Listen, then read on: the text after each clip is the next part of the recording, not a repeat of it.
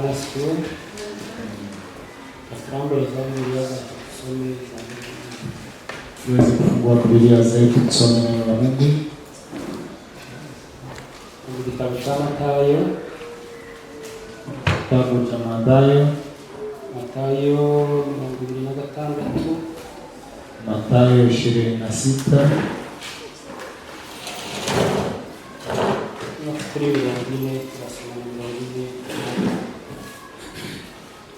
Kuanzia katika mstari wa 40.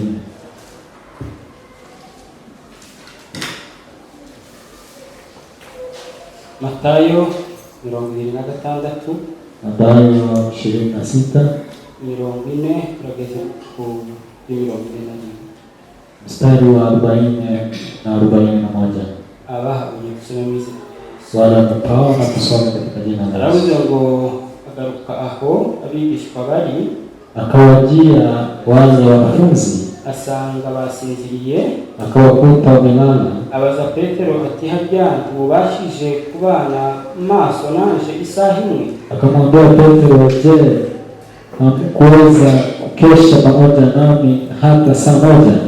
41. Aravuze ngo mube maso musenge mutaja mosha. Amen. Kesheni muombe msije mkaingia majaribuni. Amen. Bwana sifiwe. Amen. Reka mbaze shima Imana, wacha niweze kumshukuru Mungu kuba itwirije twese abangana gutya birirwa mu mirimo we hatandukanye, wale wameshinda kwa makazi tofauti. Hari abarwayi barwaye icyumweru cyose cyangwa se kuno kwezi. Kuna wagonjwa wamegonjeka hii wiki. Bamwe ndabona twateranye, hari n'abandi batabashije kugera hano. Wengine wamekusanyika nasi, kuna wengine hawajakuja. Imana ishimwe ko batangiye koroherwa. Mungu asifiwe kwa sababu wameendelea kujisikia. Bwana asifiwe. Amen. Ndashimira abantu bose babaye imbere y'Imana. Nashukuru kila mmoja aliyekuwa mbele za Mungu. Tibiba byorosha abantu baririwe mu mirimo itandukanye. Sio kawaida watu wanashinda kwa makazi tofauti. Tuba turushe cyane, huwa tumechoka sana, ariko kuba Imana iduciriye imigozi tukagera hano, Imana ihabicuwe. Kwa sababu Mungu amekata nyororo tukafika hapa. Asifiwe. Ndashima Imana ko twateranye n'abayobozi bacu.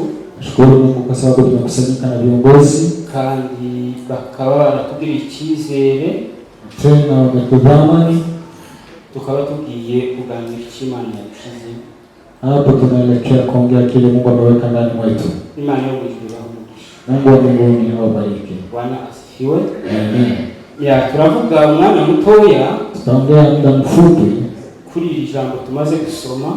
Kwa neno hili tumetoka kusoma, kubera yuko umuvugabutumwa wa mbere azaganira gake gashoboka. Kwa sababu mwinjilisti wa kwanza anaongea akifupisha. Turabavuga ubutumwa babiri, kwa wainjilisti wawili. Wa nyuma araza gufata umwanya uhagije, yule atahubiri wa nyuma atakuja kuchukua muda kugira ngo aze gusoza, yule akuje kukamatisha. Ariko uyu mwanya mutoya tubane maso, bali kwa muda huu mdogo tuwe pamoja. Twinjira mu ijambo ry'Imana tumaze gusoma hano muri Mathayo. Tugiye kwa neno la Mungu tumesoma hapa kwa Mathayo. Ni ijambo ryo gusenga, ni neno la maombi. Kuba maso, kuwa macho. Ijambo kuba maso, kuwa macho, taja mu mosha, ili msianguke kwa majaribu. Mosha ni ibigeragezo, ni majaribu, niko nabyita, ni hivyo tunaweza ita. Uyu Yesu wabwiraga abigishwa be, huyu Yesu alikuwa anaambia wanafunzi wake mu gihe cyose yabaye hano, wakati wote aliishi hapa, yabaye mu bihe byo gusenga, aliishi kwa maisha ya maombi. Bwana asifiwe. Amen. Agendana n'abigishwa biwe, alikuwa anatembea na wanafunzi wake, abatoza uburyo bwo gusenga, akiwazoesha kuomba no kwirinda, hata kujilinda. Bwana asifiwe. Amen. Impamvu yagumye agaruka kuri Petero, sababu amerudi sana kwa Petro, avuga izina ryiwe, akaongea neno lake mu bandi bigishwa be, katika wanafunzi wengine, nuko Petero ariwe wari waravuze ko ashize amanga ko azabana nawe, kwa sababu Petro alikuwa ameongea na ujasiri ya kwamba ataishi naye no mu rupfu rwe, hata katika kifo yake.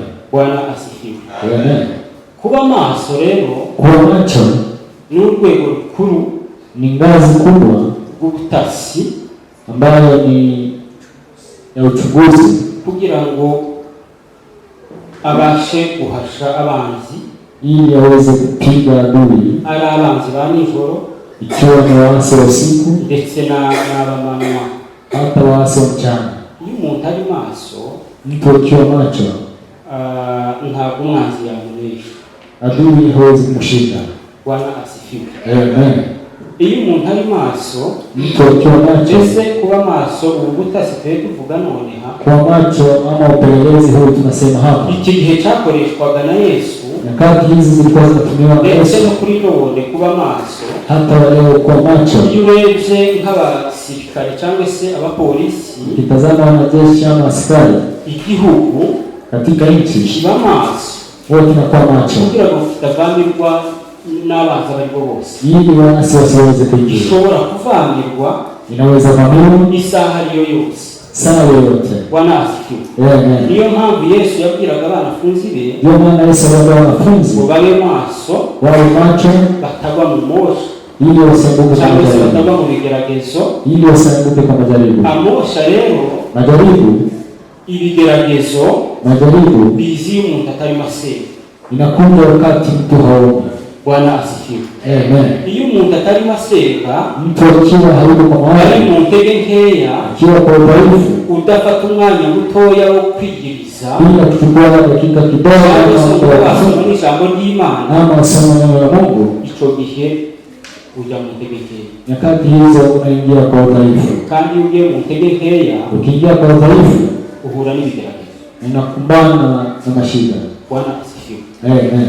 Nicyo gihe uhura n'ibigeragezo Hiyo wakati unakumbana na majaribu bitandukanye. ambazo ni tofauti. Ibigeragezo Yesu yababwiraga niki? Majaribu Yesu aliwaambia ni nini? Ibigeragezo Yesu yababwiraga abigishwa be Majaribu Yesu aliwaambia wanafunzi wake kwari kugira ngo birinde, ilikuwa ili wajilinde, babe maso, wawe macho, no mu gihe bari mu bigeragezo hata kwa nyakati wako kwa majaribu, bakomeze kumwizera, waendelee kumwamini, bakomeze kwizera Yesu. waendelee kumwamini Yesu. Bwana asifiwe. Amen. Nuko mube maso, Basi kuweni macho, kuko mutazi igihe kwa sababu hamjui nyakati, cyangwa se umunsi hamjui siku, nyir'urugo ashobora kuza. wakati mwenye boma ataweza kukuja. Yesu niwe wagumaga kuvuga yigisha abigishwa biwe. Yesu ndiye alikuwa anatamka Usomye muri kwa Marko, wanafunzi. murebere muri Marko Ukisoma katika kitabu cha Marko 13:33 na 33 twumva uko havuga. na 33, Aha Yesu yavuze ibihe bine hali Yesu alisema nyakati ushobora kuba maso. ambazo zinafaa kukuwa macho. Wahabonye na hadusomere Yule ametaona aweze kusoma. 13 no kuri 33. 13:33.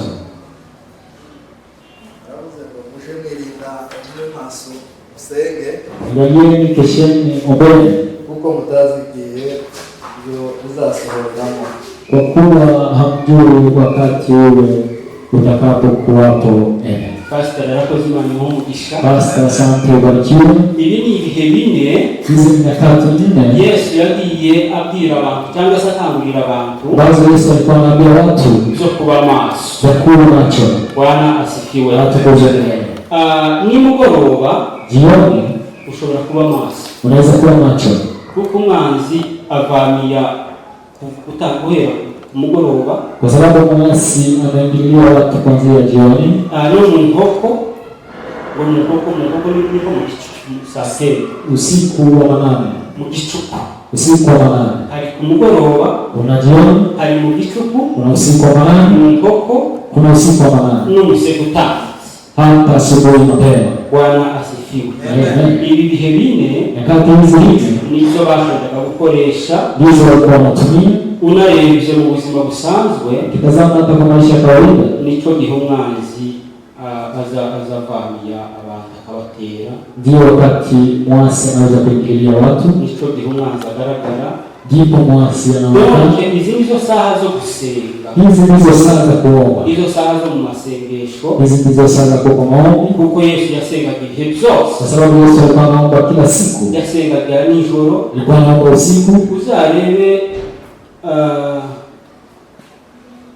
nko mu gicuku kama usiku wa manane, niba wakundaga gusenga nimugoroba tiwurya mudasenga, wezi lala bila kuomba. saa 9 hari ababigize ubuzima bakabyuka bagasenga. Kuna wale wamegeuza maisha kuomba kabisa. Babyutse barabyukaga bagasenga. Asubuhi mapema wanaamka wakiomba. Rero nivyo by'ibihe Yesu yakomezaga ababwira. Basi hizi nyakati Yesu alikuwa anaambia kuba wanafunzi maso kwirinda. kuwa macho na kujilinda. Bwana asifiwe. Kuba maso kwirinda byari mu ntego nkuru. Kuwa macho na kujilinda ilikuwa kwa lengo kuu z'ibiganiro bya Yesu, ambazo za maneno ya Yesu yagendaga atoza abantu abaganiriza kuba tayari, ambazo ni za maongezi Yesu alikuwa anaandaa watu kuba maso, kuwa macho. Bwana asifiwe. Amen.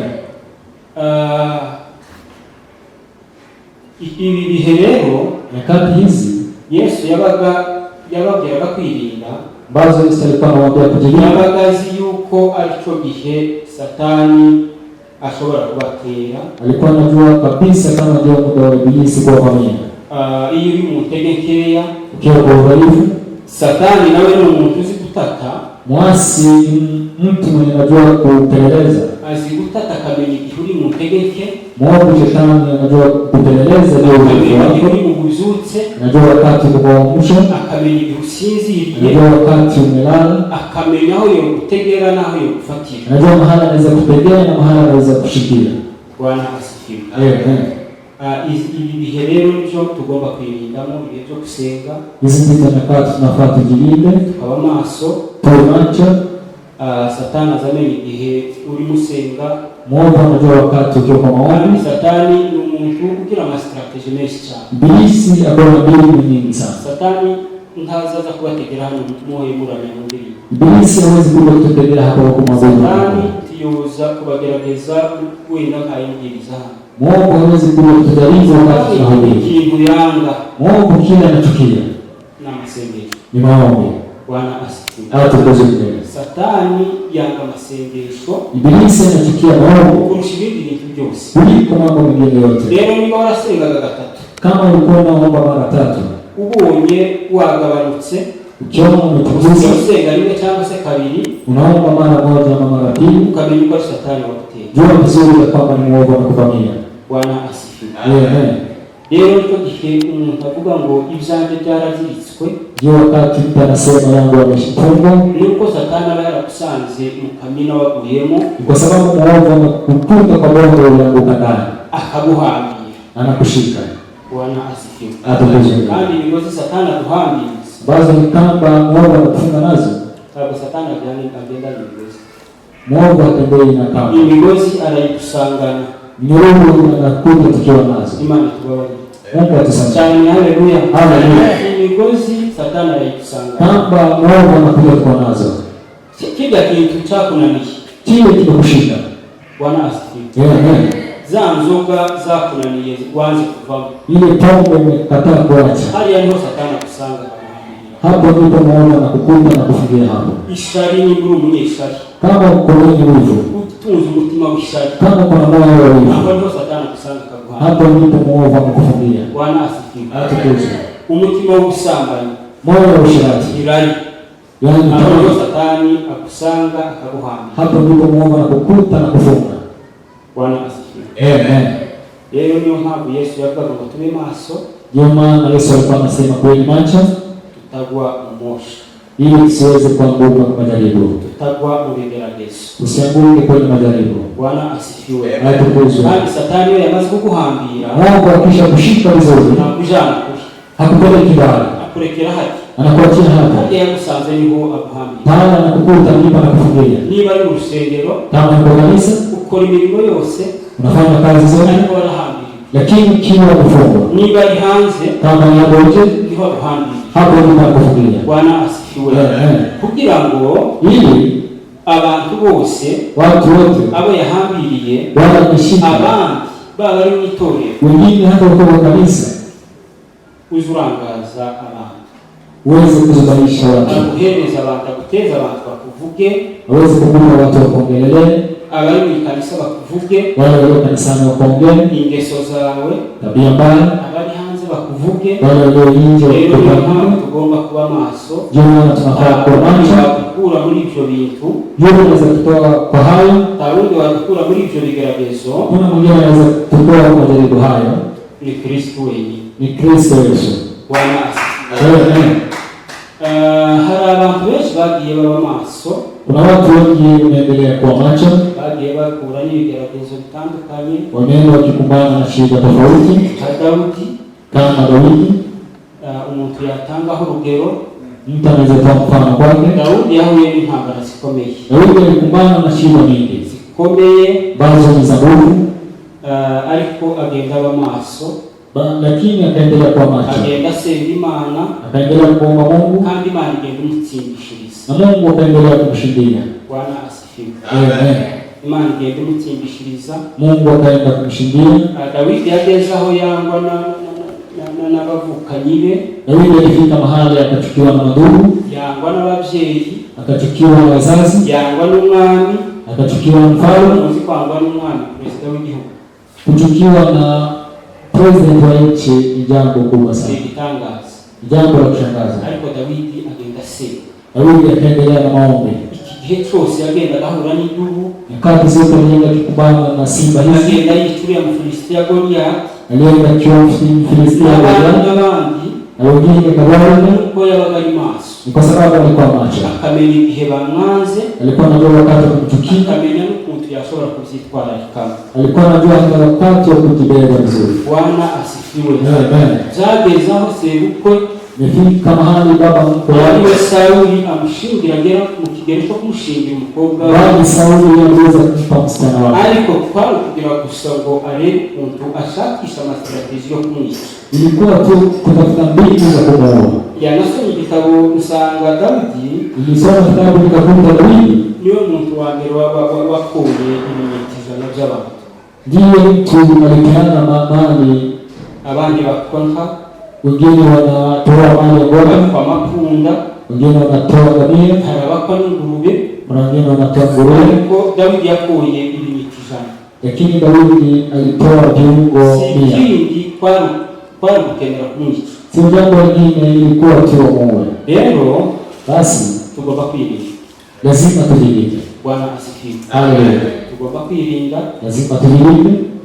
Yesu yasabaga abigishwa be kubyuka, Yesu alikuwa anaomba wanafunzi wake aba maso. wanakuwa macho. Rero iyo wabaye maso, Ikiwa macho, nicyo gihe tumenya inyigisho ziva mu masoko yanduye, ndio wakati tunajua injili inatoka kwa chemchemi tuweza chafu. kumenya umuntu ubwo aribwo Yesu yavuze, Inatuwezesha kujua neema Yesu alisema, umuntu uriho none abantu bahaye babwiriza. hata neema iko wale watu wanaongea. Nta kindi kizabidufasha, Kuna kile kitatuwezesha ni kuba maso, ni kuwa macho, tugasenga. tunaomba Ijambo ry'Imana ribaye. neema ya Mungu.